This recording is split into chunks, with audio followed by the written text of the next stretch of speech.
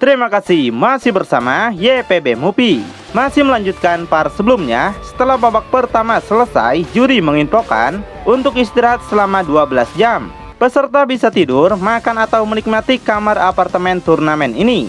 Untuk umum, ada layanan antar jemput yang bisa membawa banyak orang ke hotel mewah alam semesta mereka. Setelah beberapa jam kemudian, kursi penonton nampak telah sepi. Sementara para peserta sedang berkumpul untuk mendengarkan info selanjutnya. Panitia mengatakan mereka telah menaruh meja makan di tempat yang peserta inginkan. Peserta dapat berbaur dan saling berkenalan antar para peserta lain. Jadi, baik J-Factor asli dan J-Factor 2 termasuk Trunks dan 16 bergabung untuk makan bersama. Para peserta lain pun menyantap makanan mereka nggak jauh dari para J-Factor. Setelah itu, panitia akan mematikan lampu supaya peserta bisa istirahat. Sementara, Frieza dan keluarganya sedang merencanakan sesuatu untuk mencuri bola naga. Dengan tiadanya siapapun, aksi mereka nggak bakal ketahuan. Setelah itu, J-Factor segera masuk ke ruangan untuk tidur. Sedangkan Pangeran Congak nampak nggak mau berbagi kamar dengan Goku. Kalau Goku sih nggak masalah dengan itu, karena apartemen ini sangatlah besar. Ditambah, Piccolo ingin tidur di luar. Dengan begitu, ruangan akan semakin lega, bukan? Selagi dua Piccolo tidur, para Kaioshin kini masih berkumpul. Kemudian, Kaioshin Selatan mergoki seseorang yang ingin melakukan hal mencurigakan. Pria itu beralasan kalau dia ingin mencari toilet. Namun, Kaioshin tahu kalau pria itu pasti sedang mencari bola naga. Jadi, Kaioshin meminta pria itu untuk ngasih tahu bosnya dan mengancam semesta mereka nggak bakal diajak acara seperti ini lagi. Di tempat lain, para anak buah Frieza nggak berhasil menemukan bola naga itu. Katanya masih ada satu bangunan, yaitu milik bangsa Vargas. Namun mereka nggak bisa masuk karena dijaga oleh para Namex. Barta mengatakan kalau dia sendirilah yang bakal masuk ke tempat itu. Sebagai pemilik kecepatan tinggi, Barta yakin nggak akan ada yang lebih cepat dari dirinya. Namun Frieza menolak mentah-mentah. Alasannya karena Barta adalah orang yang sangat ceroboh. Frieza menegaskan untuk misi seperti itu dibutuhkan orang kecil, cepat, dan pintar. Cooler sontak tersinggung dan merasa Frieza sedang membicarakan dirinya. Frieza bilang dia lagi ngomongin dirinya sendiri, bro. Raja Cole yang muak dengan basa-basi mereka minta Frieza dan Cooler untuk masuk ke dalam bangunan yang berbeda. Dia nggak mau lagi ada pembicaraan dan semuanya harus bergegas menemukan bola naga itu. Jadi dengan kecepatan setan, Cooler melewati berbagai makhluk yang ada di ruangan itu. Nah, di saat merasa berhasil, seseorang malah menyerangnya secara tiba-tiba. Orang itu nggak kelihatan dan terus menghajar Cooler dengan ganas. Ketika menghindar ke belakang, Cooler sontak dihajar lagi kepalanya. Di tempat lain, ada seseorang yang entah sedang berbicara dengan siapa. Frieza yang sedang cek lemari, sontak terkejut mendengar suara orang itu. Yang rupanya itu adalah Super Buu. Super Buu mengatakan dia telah mengamati seluruh bangunan dan nggak menemukan bola naga juga. Ternyata Super Buu juga mengincar bola naga ini. Namun Super Buu menyimpulkan kalau bola naga nggak ada di tempat ini, artinya disimpan di alam semesta lain. Selain itu, Super Buu punya informasi menarik untuk Frieza. Dia menanyakan apakah ada anak buah Frieza yang memiliki kemampuan menukar tubuh selain Kapten Ginyu. Frieza bilang sudah tidak ada lagi. Meski begitu, Super Buu menegaskan ada salah satu anggota Frieza yang memiliki kemampuan itu. Dia yakin kalau itu adalah Kapten Ginyu yang menggunakan tubuhnya. Jadi, Super Buu sontak minta Frieza untuk mencari tahu lebih dalam. Di sisi lain, Pangeran Saiyan dan kelompoknya tidak melakukan hal bejat seperti keluarga Frieza. Mereka malah sedang santai sambil menunggu waktu pertandingan dimulai lagi. Nggak lama kemudian, Gohan datang ke ruangan mereka. Pangeran Saiyan cukup kesal kenapa Gohan malah masuk tanpa izin. Nampak semua muka langsung fokus melihat ke arah Gohan. Melihat ada Raditz, Gohan sontak teringat kalau Raditz yang telah mengubah masa kecilnya menjadi buruk. Begitupun dengan apa yang telah membunuh banyak teman Gohan di masa lalu. Jika teringat itu, Gohan merasa cukup takut di momen dia masih lemah. Kemudian, Gohan juga teringat dengan Vegeta yang pernah memberinya selamat waktu di planet Namek. Gohan menegaskan dia sekarang telah dewasa dan memiliki kekuatan di atas mereka semua. Jadi, kedatangan Gohan ke sini adalah ingin berbicara dengan Kakarot sebagai ayahnya dari dunia lain. Gohan mempunyai sebuah proposal yang mungkin bakal menarik minat Kakarot. Sebelum itu, Gohan akan menantang mereka berempat dulu. Jika mereka seorang Saiyan sejati, maka mereka nggak bakal menolak. Gohan lalu duduk dan mengatakan dia nggak mau bertarung di luar aturan turnamen.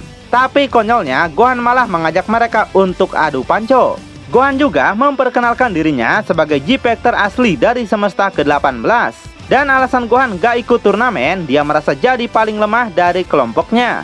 Meski begitu, Gohan menantang mereka untuk mendorong tangannya menggunakan dua tangan dalam adu panco. Dia ingin mereka menggerakkan tangannya 1 inci. Dan Gohan gak bakal berubah menjadi Super Saiyan apapun. Pangeran Congak sontak menolak mentah-mentah permainan konyol itu. Gohan balik menyombongkan dia yakin Vegeta takut karena kekuatannya jauh di atas mereka semua. Dia merasa mereka panik dengan tantangannya. Makanya Gohan akan merubah tantangannya. Dia menjelaskan sejak kecil Gohan memiliki kekuatan tidak alami melainkan ajaib. Elemen untuk mengulangi keajaiban ini tersedia di arena ini. Jadi Gohan bisa menjelaskannya pada Vegeta. Sebagai gantinya, Gohan minta Kakarot untuk melakukan pertarungan terhormat melawan putrinya yaitu Pan. Kakarot bingung apa yang dimaksud. Gohan menjelaskan maksudnya adalah tidak ada kekerasan yang gak perlu, gak ada kematian, apalagi perlakuan yang sadis. Sebaliknya, Gohan juga gak meminta Kakarot untuk mengalah. Mendengar itu, Kakarot sontak menolak. Tiba-tiba dengan kecepatan tinggi, Gohan langsung menubruk Kakarot. Bahkan Raditz saja sampai melongo saking cepatnya gerakan Gohan. Kakarot langsung menjadi Super Saiyan untuk bertahan. Meski begitu, Gohan gak peduli. Dia ingin Kakarot menyetujui dengan saran yang dia inginkan. Satu-satunya hal baik yang pernah Kakarot lakukan adalah berusaha keras untuk mengubah dirinya selamanya menjadi pria baik seperti Goku. Dari arah belakang, Raditz dan Nappa mencoba untuk menyergap Gohan. Tapi nggak ada apa-apanya cuy. Dengan mudah, Gohan balik menghempaskan mereka. Gohan juga menantang Vegeta apakah dia nggak ingin menyerangnya seperti yang lain. Vegeta bilang dia nggak perlu melakukannya. Sebaliknya, dia akan memastikan kalau Kakarot akan ikut apa yang Gohan mau. Asalkan Gohan menceritakan tentang keajaiban yang dimaksud tadi. Di sisi lain, Bojack dan anak buahnya sedang berpesta minuman lembek. Bojack nggak menyangka dari kelompok mereka hanya tersisa 2 orang lagi. Anak buahnya berkata Zhang Ya mungkin akan dibangkitkan di akhir turnamen. Tapi dia yakin Bojack malah akan membunuhnya lagi. Sedangkan para cewek kawaii lagi merundingkan untuk kabur dari semesta ini. Setelah teman mereka mati, semuanya sudah merasa sangat putus asa. Meski begitu, temannya mengatakan kalau Sid pasti akan dihidupkan lagi. Mereka cuma perlu bersabar sampai saat itu. Sebaliknya, teman satunya ingin sekali menghancurkan Bojack yang kurang ajar. Nah, setelah 12 jam berlalu, turnamen terbesar babak kedua akhirnya dimulai lagi. Semua penonton kembali berkumpul dan gak ingin ketinggalan pertarungan seru lainnya. Sementara, Cooler menginfokan pada ayahnya kalau dia nggak menemukan dimanapun bola naga. Bahkan, dia nggak tahu siapa yang telah menyerangnya. Raja Cole menanyakan di mana Frieza sekarang. Ternyata, Frieza saat ini lagi berada di gerobaknya. Sambil merenung tentang perkataan Super Boost sebelumnya. Dia mengingat lagi bagaimana markasnya dihancurkan. Kisah itu terjadi sekitar 30 tahun yang lalu. Kapten Ginyu sangat menyesal karena dia nggak bisa menahan para Saiyan yang menyerang. Jadi dia akan bertanggung jawab penuh. Frieza yang paham dengan itu langsung membunuh Kapten Ginyu dengan keji. Sekalian dia akan mengubah nama pasukannya dan meminta mayat Kapten Ginyu untuk dibakar. Setelah mengingat itu, Frieza yakin kalau Kapten Ginyu belum mati. Dia menyimpulkan Kapten Ginyu telah bertukar tubuh di antara salah satu pasukannya. Tapi Frieza nggak tahu tubuh siapa yang Kapten Ginyu rasuki. Di sisi lain, G-Factor asli telah memasuki balkon masing-masing. Hal itu membuat penonton senang dan bersorak ria. Kelompok Krillin juga datang bersama kakek tua yang sudah bonyok. Wah, rupanya dia habis ngintip Videl ya. Super Buu juga datang menggunakan teleportasi Kibito. Sementara 17 mengajak 18 untuk segera pergi. Kali ini 17 yakin dapat membunuh Goku dengan tangannya sendiri. Meski begitu, 18 mulai muak dan ingin memboikot turnamen ini. Sedangkan Piccolo sendiri cukup terkejut dengan Cell yang tetap berdiri di situ sepanjang malam. Bulan nampak kesal karena jumlah pesertanya masih banyak. Dengan begitu, akan menghabiskan waktu 1 hari lagi hanya untuk menonton petarung amatiran. Vegito menyarankan agar Bula manfaatkan waktu luang ini untuk melatih kesabaran dan pengendalian dirinya. Makanya Bula minta Piccolo untuk memberikan pakaian berat untuk latihan. Jadi dengan sangat mudah Piccolo menciptakan pakaian itu dengan menambahkan berat beberapa ton. Meski begitu, Bula sangat menikmati dengan pemberat di tubuhnya. Di sisi lain, Kakarot lagi membicarakan apa yang mungkin bakal tewas oleh Frieza. Atau Nappa akan mati oleh gravitasi arena itu. Namun Raditz membantah hal tersebut. Dia dan Nappa dapat menahan gravitasi dengan mudah. karena mereka telah melakukan latihan keras di saat Kakarot masih ada di bumi. Ditambah Raditz dan Nappa telah menyiapkan rencana kecil di pertandingan ini. Sedangkan Nappa sendiri kini lagi menghina kepala Frieza dan Cooler yang seperti sebuah bola. Padahal kepalanya sendiri sama ya. Nappa pun menyadari hal yang sama. Tapi setidaknya dia tidak cebol seperti Frieza. Dan kedatangan Nappa ke sini cuma ingin memperkenalkan dirinya pada lawan dan mantan bosnya yaitu Frieza. Dia kembali meremehkan kenapa hanya ada satu keluarga Frieza yang datang ke tempat ini. Sedangkan di sini banyak para Saiyan yang bertebaran. Nappa juga bilang kalau Frieza nggak bakal bisa menyentuhnya. Frieza sontak kesal dan pasti akan membunuhnya. Nappa membalas semua orang di sini memiliki kekuatan di atas Frieza. Dan dia yakin Frieza nggak bakal bisa mendapatkan satu pukulan pun di turnamen ini. Nah menariknya, juri menginfokan kalau Nappa akan berhadapan dengan Frieza di pertandingan pertama. Sambil pergi ke arena, Nappa kembali menghina Frieza dengan sebutan cacat naik gerobak. Frieza yang sudah sangat emosi langsung menyerang untuk segera menghabisi Nappa. Tapi tiba-tiba Nappa malah mengatakan kalau dia ingin menyerah. Mendengar itu, Frieza sontak terkejut bukan main. Nappa mengatakan jika Frieza menyentuhnya maka dia akan didiskualifikasi. Sontak saja Frieza nggak dapat melakukan apapun dan cuma gergetan saja. Ternyata itulah rencana yang dimaksud oleh Raditz. Mereka langsung adu tos dan menyebut ini sebagai kemenangan Frieza yang kalah mental. Frieza yang balik ke balkonnya masih menunjukkan emosi yang sangat besar. Dia langsung menghancurkan kepala Barta yang datang untuk menyapanya. Kemudian pertandingan selanjutnya adalah Goku melawan Android 17. 17 nampak senang karena akhirnya dia bisa melawan Goku sebagai target dari sistem Dr. Gero. Dan 17 menegaskan dia akan bunuh Goku bukan demi Dr. Gero tapi demi dirinya sendiri. Goku cukup senang karena dia juga belum pernah melawan 17 sepanjang DBZ. Jadi Goku langsung berubah ke dalam Super Saiyan. Dengan sangat cepat Goku berhasil menghajar wajah 17 yang sontak saja membuat 17 mental menghantam arena. Dengan mudahnya Goku mengalahkan 17 dan dinyatakan sebagai pemenangnya. Melihat itu 18 sontak kaget kenapa kekuatan Goku bisa sebesar ini. Lord Yamcha yang duduk di sampingnya menanyakan lagi bagaimana tawaran dia sebelumnya. Kemudian cerita flashback dulu sebentar ke 5 juta tahun yang lalu di alam semesta 1 dan 10. Nampak BBD cukup senang karena dapat menciptakan makhluk terkuat dari Majin Buu. Dia berambisi akan menguasai semesta ini dan mengatur kehidupan serta kematian. Sekaligus dia juga akan memerintah para dewa. Tiba-tiba para Kaioshin datang dan menolak mentah-mentah ucapan BBD. Melihat tamu nggak diundang pulang naik ojek, BBD sontak sangat kaget. Loh, mau minta berkat kah?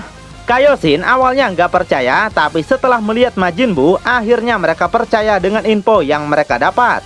Kaioshin merasakan kalau bola Majin Buu memancarkan kekuatan yang sangat luar biasa. BBD melawan mereka menggunakan sihirnya. Tapi Kaioshin dapat menghentikan semua itu, serta menegaskan kalau sihir BBD nggak bakal mempan pada mereka. Sebaliknya, Kaioshin segera mencekik BBD dan memojokkannya. Dengan semua kejahatan yang BBD lakukan, Kaioshin akan membunuh BBD sekarang. BBD segera menyuruh semua anak buahnya untuk menyerang mereka. Namun dengan sangat mudah Kaioshin bisa menghancurkan para makhluk itu. Kaioshin menyadari para makhluk ini telah dicuci otaknya supaya nurut pada BBD. Sedangkan Kaioshin Selatan segera membunuh BBD menggunakan jurus pamungkasnya. BBD nggak berdaya dan tubuhnya hancur menjadi abu. Setelah itu Kaioshin membelah bola Majin Buu yang buat Majin Buu akhirnya mati. Ketika beres barulah mereka kembali ke tempat Kaioshin lainnya. Kemudian di 1,6 juta tahun yang lalu Kaioshin telah mematikan dimensi iblis. 7.000 tahun selanjutnya mereka menghentikan pasukan jahat. Dan di tahun minus 425 menghentikan aliran sesat di planet Konat. Nah di minus 242 tahun para Kaioshin menghabisi Broly dengan sangat susah payah. Di tahun 507-nya Kaioshin melenyapkan geng Bojack. Sedangkan di tahun 712 mereka menghabisi dan mengakhiri garis keturunan dari Raja Cole dan keluarganya. Selanjutnya di tahun 737 mereka mengalahkan Saiyan legendaris yang ada di planet Vegeta. Jadi alam semesta ke-1 dan ke-10 tidak mendapat bahaya berkat aksi para Kaioshin.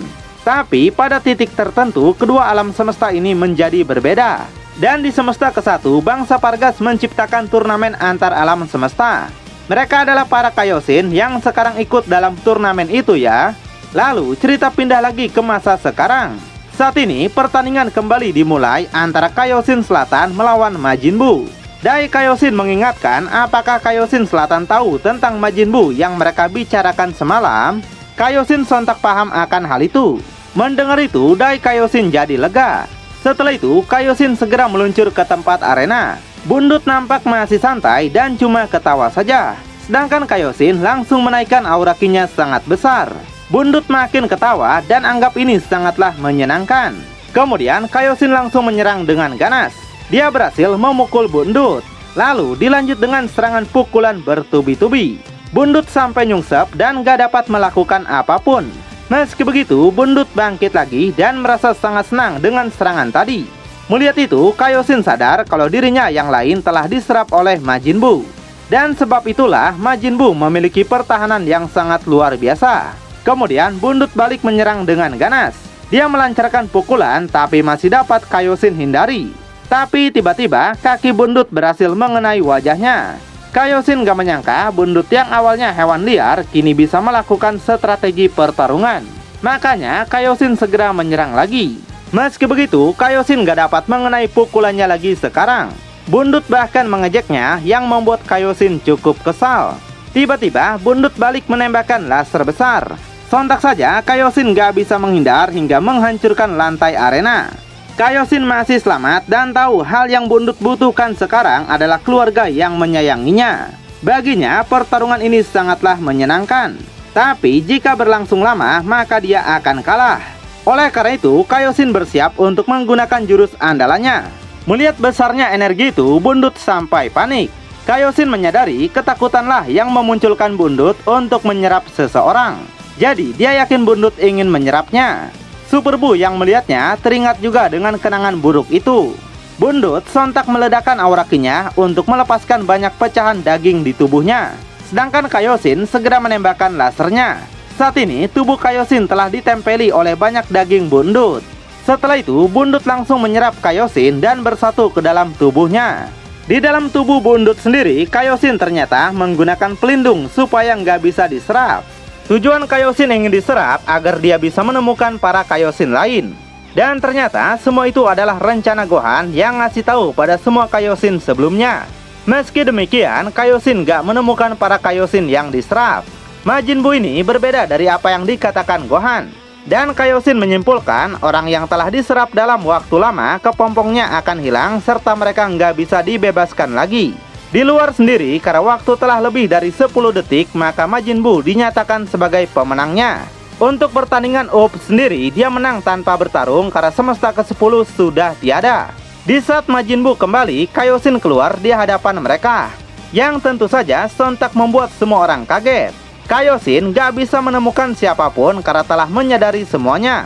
Kemudian Kaioshin penasaran kenapa Dabura gak tinggal di alam iblis. Dabura bilang semua itu nggak berguna dibanding bekerja untuk Babidi. Lalu siapakah petarung selanjutnya? Tonton kelanjutannya di channel YPB Movie, channelnya anime masa kini.